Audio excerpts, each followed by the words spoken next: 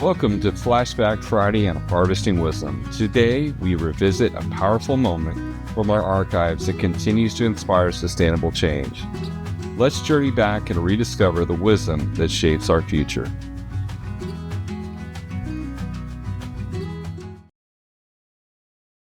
Welcome to our podcast. We're here at Heritage headquarters in downtown Phoenix, and I have a guest today that I think everyone's going to want to listen to, and it's Kelly Salloway, and you're with Mike? Perennial Films. Perennial Films, that's Kind right. of like perennial plants. That's we'll right. get into that. I'm sure there's a play on it. Yeah, but- it's unusual for me to be in front of the camera. I'm always behind the camera, so it's a little different situation for me. So I don't ask necessarily the questions that most people, how did you get into this line of stuff? What was your journey? Did you go to school for this? You grow up with the video camera in your hand? I mean, what? Not exactly. No, Okay, I tell came us. a little different route. I didn't go through film school, which is a traditional route.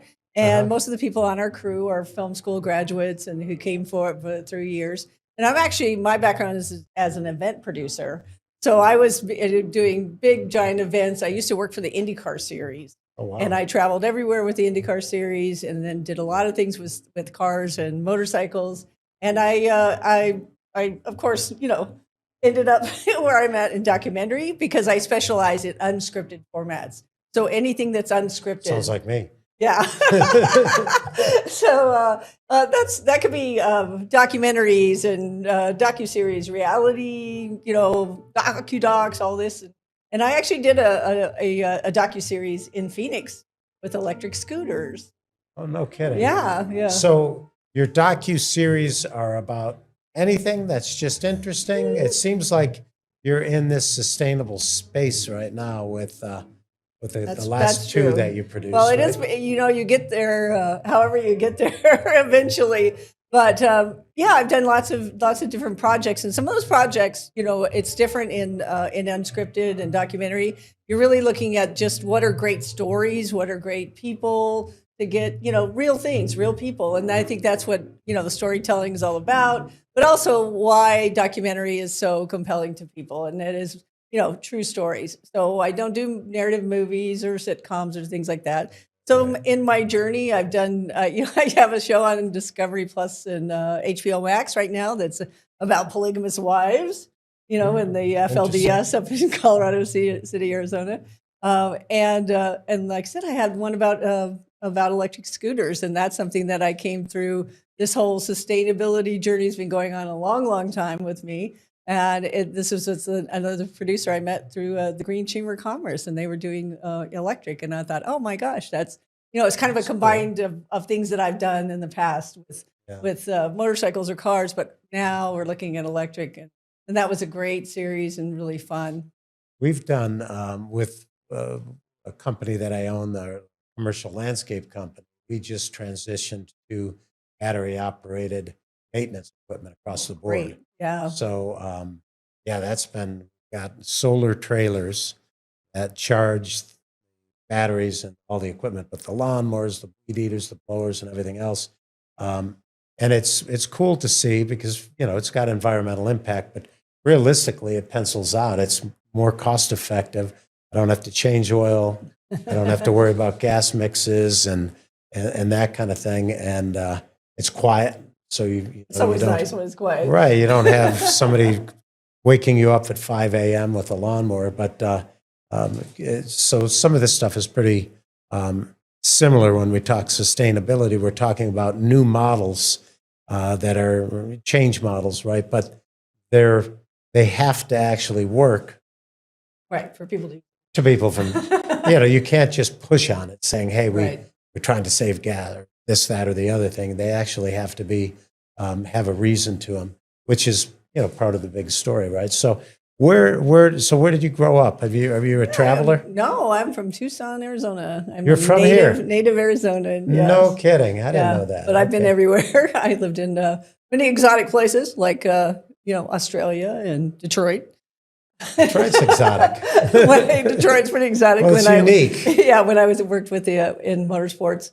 And in Australia, I did a lot of scuba diving. We did a lot of, which I love. And did a lot of save the ocean sort of things back then. And of course I came back, but after working in IndyCar, I thought, it's a good place to be, because in that kind of business, you're gone, all summer and you're home during the winter. And I'm like, I don't want to be in Michigan or Indianapolis. Right. This is a good place to be in the winter. Yeah. Right? So I had the opportunity to work with the producers for ESPN at the Speedway, and have always done a lot of production of components in the event production that I've done over the ages, and that's how I sort of got into production.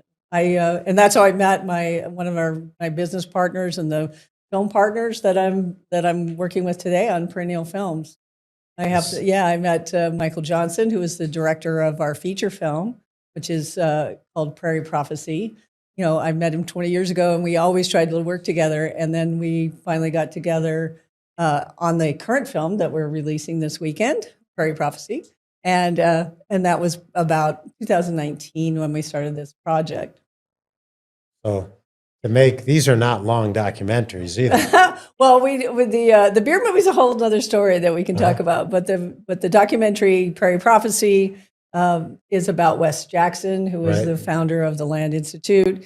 And really, he's kind of a founder of a lot of things that we're talking about today. A lot of your guests, I look at the guests, I look at all of the topics, and I'm like, he might have coined those phrases to start with when he started his work in the 1970s.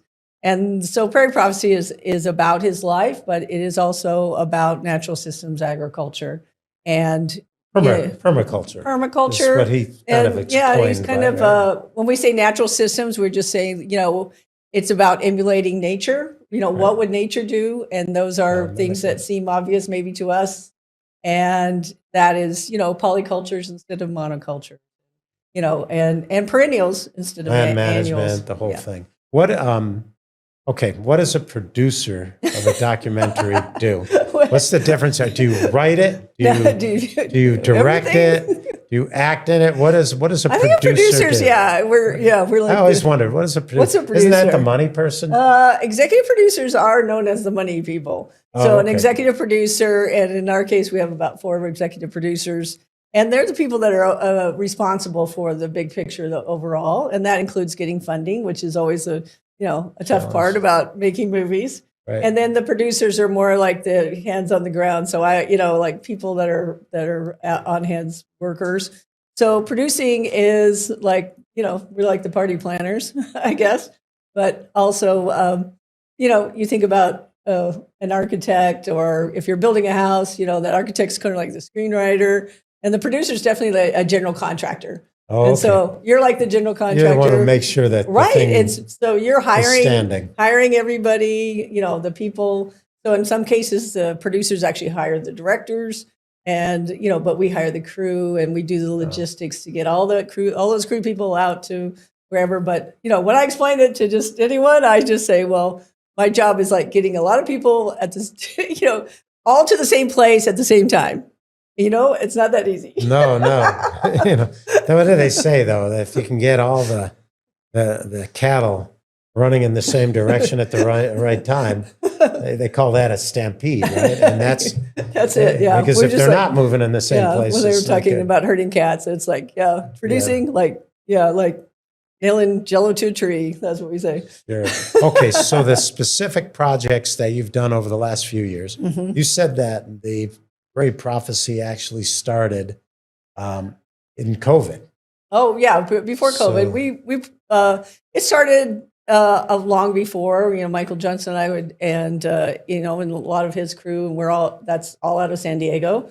Talked about doing an environmental project, but it was always going to be based on agriculture and what Wes calls the 10,000-year-old problem of agriculture and how impactful that is on the earth. Sure. And so it was always going to be about agriculture. And so we thought, well, we're going to make this a big Planet Earth series and go around the world and look at what different practices that different places have with agriculture and all the impact over the years. And it's a big project that we still want to do, by the way. We still like to do that. And while we're doing that, he ends up meeting Wes Jackson and is just enamored. And then meeting all the people at the Land Institute in Salina, Kansas, who are from all over the world, who are working on these problems, about agriculture and how to save the world. Right. And we, somewhere along that time, it was said, well, somebody should do a movie about Wes Jackson. And that's one of those things where somebody should do it. And you're like, and you look around, and you're the only people that are there, right? You're there. It's like, oh, it's us. Okay. And, as soon as that sort of was decided, then it was very easy because we got funding right away. Because we had funders and a foundation that was like, oh, yes, that has to be done. And so it's a feature film about him, but also, some of his influences and then people that he has influenced over the years, which are just, scores of people that are out there. He was kind of the pioneer when they coined that whole permaculture concept in the 70s. And interesting. I've started before COVID writing what I thought was one book. It's now 4. That happens. But one of those books is the 7 Pillars of Agricultural Literacy, and it talks about the 10,000-year journey or whatever, and it talks. But he's in there, of course, because he's a pioneer of it, and the permaculture and that kind of thing. So your latest one, though, and this is going to get warm on us. But this is more fun. This one now. Do you produce this yourself? No, this is from Patagonia. So there is a story behind this other short film, which is called Beer Saves the World. So while we were producing, I'm gonna open it, oh yeah, let me distract you. You got to get that sound. Okay. Oh, perfect. So it's part of the journey of covering Prairie Prophecy. It's delicious, by the way. Cheers. Thank you. Cheers. Now we can go on. Yeah. So part of this journey for Prairie Prophecy and trying to cover a lot of content, because we shot over, maybe over 3 years and even longer, but we had tons of content.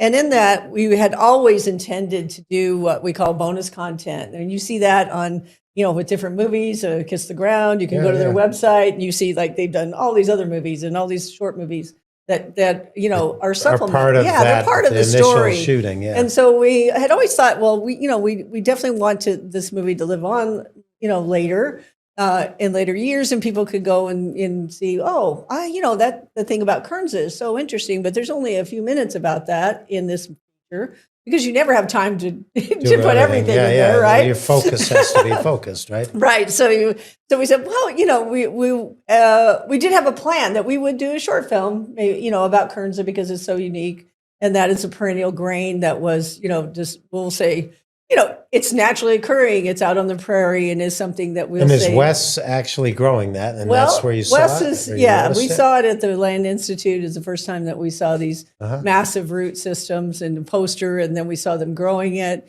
And then we realized that this was just a massive project that was, was so interesting on its own. And so because Kernza is a perennial grain, that's what's great about it.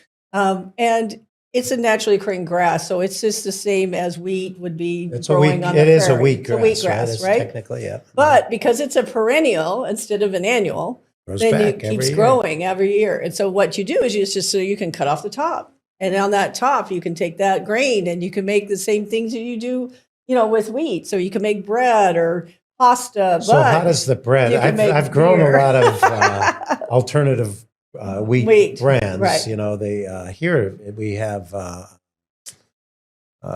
2 different Native American seeds that I've used. So like the Sonoran white wheat? Sonoran, and I can't remember the name of the other one, but they were delicious. Yeah, if you've ever had a pretzel over at Arizona Wilderness, then it's made out of that the Sonoran white wheat. And then that is proof right there that for amazing. We had an urban garden farm, Agave Farms on Central, an Indian school, is about 17 acres. And one year I decided I wanted to try the wheat. I grew it. Next year the birds got it, so they figured it out. But that year we grew it, and we also had lots of beehives.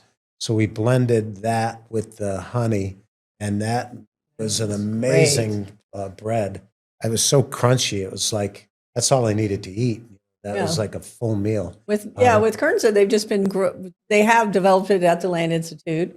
So it's an ancient grain, right? And so right? and then they moved that all of the agronomy and a lot of the research and science is being done at the University of Minnesota. Okay. And they're growing Kernza in Minnesota. But as it's gone along, this has been 40 years in the making, right? Because we're trying to get that yield, the top of the grain, to be big enough so it's worth it. Basically, worth it to grow it and worth it for the farmers. They're hybridizing it. So they're hybridizing it, and it takes about 5 years every time they hybridize it, and they have the leading scientists doing this. And in the meantime, they're having, they're getting farmers to grow it. And so what happened with the beer is that Patagonia, of course, and they're in business to save the planet. Patagonia, about 10 years ago, it was the founders. It was Wes Jackson and Yvon Chouinard getting together and say, and there was a sack of Kernza, and there's a legend after that. It's all legend that Yvon Chouinard took that sack of grain back to California and said, "Here you go. We're going to do something with this." And and then I guess they talked about what they would do. They do have a division of Patagonia called Patagonia Provisions, and they do all kinds of food. And so Provisions is the one who got into the beer business. And so they took that Kernza, they actually took it down the street to Topa Topa Brewery in Ventura and had them, do some experimenting with it and decided they could absolutely make beer out of it. And this one is non-alcoholic, you said? This one, yes. But they do have an alcoholic beer, too. Oh, yes, of course. Okay. So we started with the alcoholic, and then... This is really tasty, though. Tasty. This is you. You really can't tell it's non-alcoholic. We've got... what they did was they chose a handful of brewers across the United States that were really, people that were mirroring their values, that were organic. And really... out in our little beer movie, we have the brewers saying, out of the 9,000 or more craft brewers in the United States, only 50 are organic.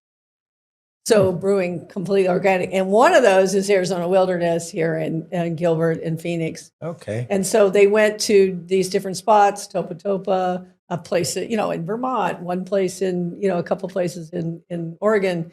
And one of the places chosen to brew this Patagonia beer was Arizona Wilderness. And so because they like to say they're more Patagonian than Patagonia because they're a very sustainable company. And they just took it right on. So when you go to Arizona Wilderness, you can buy it in Patagonia beer, Kernza grain beer that they make, and in a tap or in cans, and you can take them home with you. And they've been making it for a while. But like I said, now, it's starting to get where we have enough farmers that are out there, and Patagonia is providing surety to these farmers that if they grow this Kernza crop, that somebody will buy it. I mean, they will buy it to make beer. Yeah, well, that's always the case when you have innovative crops. Right. So we were doing the same thing with hemp. My partner is out there today. I saw him, and we are doing tons and tons of field trials with different seeds, but you have to have end users, right? And you have to market it. Okay, so why does Kernza? How does that save the world? Well, because it's a perennial grain, and because they are growing enough to make a difference. Like I said, it's gotten to be to a point, like I said, where that yield can make a difference. They are making bread out of it and pasta. There's places all in the Midwest right now, in Minnesota and Wisconsin and Kansas, where you have farmers growing it and then pasta makers making things out of it. And all of this is, towards that sustainability of trying to prove, one, that, perennial grains can, replace, those till. Sure. They have a saying with this is tastes great, less tilling. So this beer is from Deschutes Brewery. Okay. And Deschutes out of Bend, Oregon. And they're one of the bigger craft brewers. I've had one of their beers. Yeah, once or twice. Yeah. We might have had a fresh squeeze while we were at it somewhere. So Deschutes is the company that is big enough to just now in the last year take this Kernza beer and the recipe from Patagonia and they're making beer and distributing it nationally because until last fall you couldn't do that. You'd have to go to a local brewery. So Deschutes is doing that. They do make this is the Kernza Golden Brew, and it is a non-alcoholic beer. So they do a non-alc and an alcoholic version of this. Okay. And but right now you can just buy it around town at Whole Foods and Sprouts. Or go to Wilderness. Yeah, you can go to Wilderness and buy theirs. It's Patagonia beer. I want to try the pretzel. And I think they're going to be in Total Wine. They just started this Earth Month. They're going to be in Total Wine. And so now you'll be able to get Kernza beer and save the world. There it is. So I got a question. I haven't visited, and I've read books on Wes. I think he wrote a book early on in his when he had started the permaculture concept. And now, is it all rain-fed agriculture, or does he? Not necessarily, yeah. But what you see in the Kernza fields, and they're they're relying mostly supplement on in some places if they have a drought. But one of the reasons that this Kernza roots and the perennials are used because those are the root system is something that's drought resistant. So wind resistant, drought resistant, all those things, and that root system, they come back. It comes back, and it goes so far down in the ground that it's not going to be affected by droughts as much as an annual crop. Sure. And it's also helping with that everything going on in that soil. So now that's what nutrients can get down. It can hold water and a flash flood sequester carbon. Right. So that's a neat crop that he has. Okay. So this all just came from the initial filming out there. That's right. And it took. So I always wondered what takes 5 years. I know. I shouldn't ask that because the books, I don't know if I'll ever finish them, right? Yeah. So I know it takes an awful lot. And you get out there and then you decide, you know what, I need a different aspect or I need something else. There's things that you do decide, you plan as much as you can. And and if once you're lucky enough to get funding, which, then you get into a pre-production mode. You plan as much as you can. And so if you're going to be shooting for a month, you're going to be planning for 2 months, with all that. And there's shots that you want to get. Right. I mean, we have shots. You got to fly back and catch it first thing in the morning in the spring. Well, we do. Right? We have shots in Kansas that are taken at the same place, and they're in the spring, and they're in the fall, and they're in the winter, and those are trips, to Kansas. And people really looking will notice that, right? They'll notice. I think everything that you put on the screen, and all of your efforts. Sometimes you don't know why a movie is really good or why a movie is really bad. You don't really know why it's good. You're just watching it and you're like, oh, this is really great. And those are all the processes that go into that. And that's the camera work by, we have an amazing, cinematographer, Jim Orr, who's our DP, and, getting those shots. And then later, in post-production, you're spending a year in post-production on this movie. And that is to get those shots, into an order. But then they're recolored, and then there's music and sound, and we have all natural sound effects in there. And if you can imagine, our sound guy Kevin, standing there with, to get a bird or a stream or whatever, and someone has to organize all that. You got to pair it with what you're shooting and how you're cutting. Now, have you gone to all the film festivals like Sundance? And do you launch in any of those? Yeah, what we're doing, we have a strategy for distribution, and distribution is important when you're making any movie. And when you're doing a documentary, it's really about finding, your audience. Who is the audience for this movie? And, obviously, this is, we'll say, a general audience. It's very much very popular in the Midwest. We're doing our, because people are farming culture. They either lived on a farm or they grew up on a farm or their parents did. And so they understand a lot more about it. They relate to all of these characters in this kind of movie. When we kind of decided, like last year, well, we have another year of production, post-production to get Prairie Prophecy done. That's where we decided to make this beer movie. And that's where I said we were going to do content about Kernza And, although bread is, exciting, it's not as exciting as beer. And so last summer we just, kind of said, well, we're going to do something about Kernza. And I'm like, oh, I'm going to do this about beer. And then, of course, everybody else is busy and they're like, yeah, okay.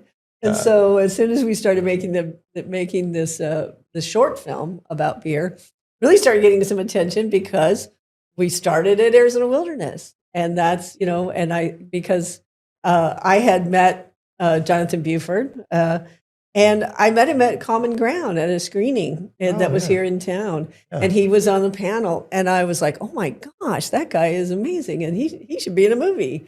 And then I was like, ooh, I guess we could do a movie about beer, and then I could put him in that movie, and then I'd have a great movie. Wow. So we started with him because we knew we had lots of footage about Kernza. We have footage of these giant trenches where we could expose these long routes and see all this stuff. Yeah, but you don't get to use all that content. You're like, well, this is what shows people what's going on under the ground, right? Yeah, you got so much cool stuff you want to put it in there, but you can't. Yeah. So when we started doing the beer movie, it was like, oh, okay. And actually, at that time is when Patagonia reached out to me. They were like, whoa, what are you guys doing over there? What's going on?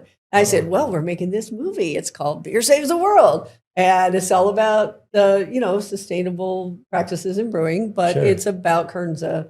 I said, and they knew that we were with, that we were doing the West Jackson movie, but Patagonia we hadn't really worked with. And they said, oh, that's great. And they said, oh, can you show that at Climate Week in New York? And I was like, yes.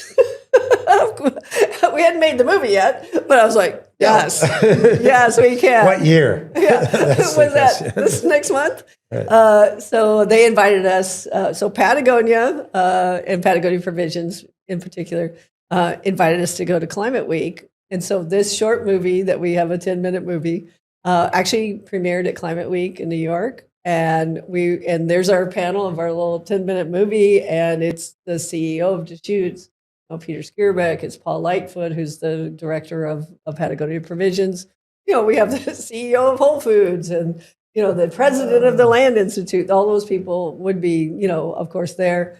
And so it was great for us because people could see. Good exposure. Great exposure, but also they could, it's pretty heavy. I mean, to go through Climate Week and and everyone who's working so hard to save the planet, to see something a little bit more lighthearted, because we're like, hey, beer saves the world. They're like, really? And so in the movie, we, they're like, can beer save the world? And we have, someone like Yvon Chouinard just chuckling. He just laughs in the movie. He's just like, not really.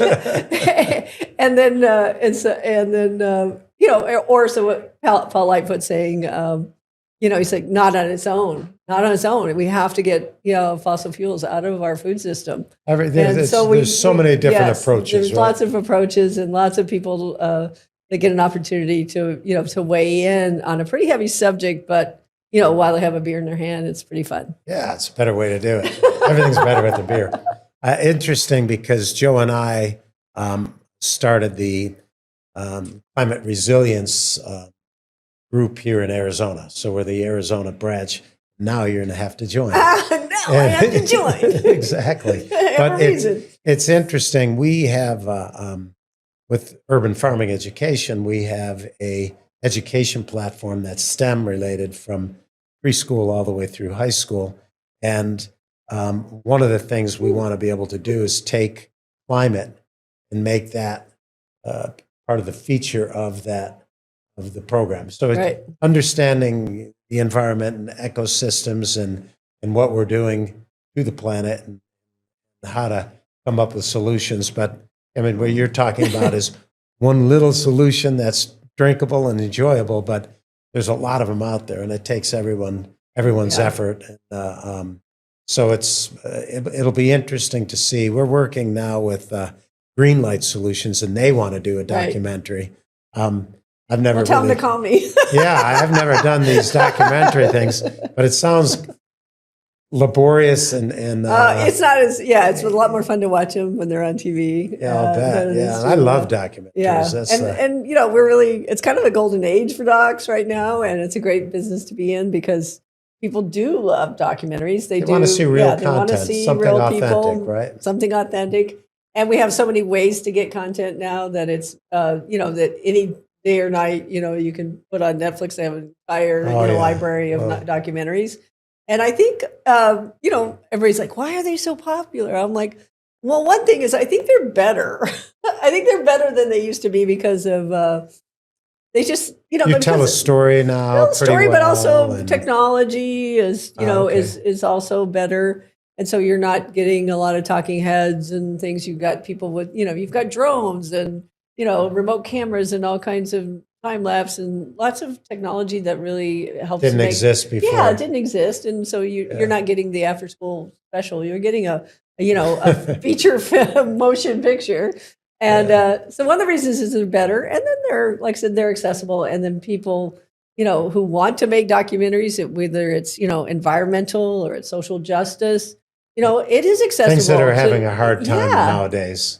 Yeah. But it's accessible for people to make them. There are, you can get out there and make a doc. And when it comes to distribution, again, knowing your audience, you can figure out where's it going to go? It's like, you have this group of people that are interested. In our case, this movie, like I said, when we're talking about, doing a film festival circuit, we're doing that with the beer movie. We're going to lots of different film festivals. We're bringing beer. We're bringing our posters and our stuff. And people are really an audience that's not exposed to environmental stuff that much. And with the feature, we'll be showing our feature at a couple of universities. We don't care too much about the Sundance crowd, and that they're not going to be important to us. It's important to us to get in front of a lot of people in the heartland because they're interested in the subject. Well, I think Joe's got you already lined up to do a show right here in Heritage headquarters. Yes, so that's going to be fun. if people want to see a movie, that's going to be good. Excellent, absolutely. Well, I appreciate you coming here today, Kelly. Thank you. Let's do this. Even better. Salute. Okay. Thanks. Thank you. Thank you. Thanks for inviting me. That was fun.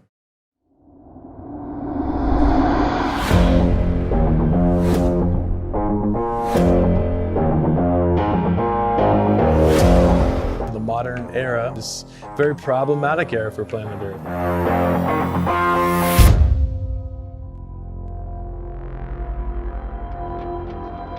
But only about 50 of the 9,700 craft brewers in the U.S. have USDA organic certification.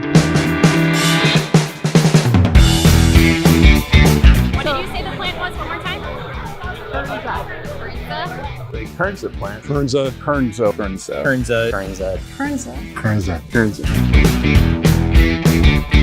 Root systems grow to like 12 feet long. Shift really came with Patagonia Provisions. It turned out to be a pretty good idea. What's the whole process? The goal is to reward farmers growing food responsibly, but that doesn't work unless it's fabulous. Introducing the fan and the consumer to Kernza, I think beer is a very good vehicle for that. I do like Kernza. I would go with this 100%. I like to live a healthy lifestyle, know what's going into my body. And it tastes really good.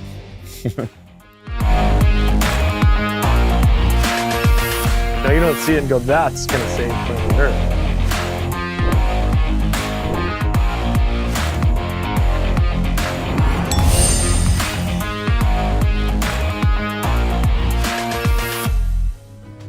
Thank you for joining the Harvesting Wisdom podcast.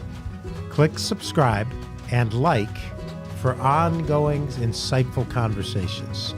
Explore our webpage for show notes and additional resources. Visit our guests' webpage for deeper insights. Your engagement is the foundation of our journey, and until next time, keep pursuing wisdom.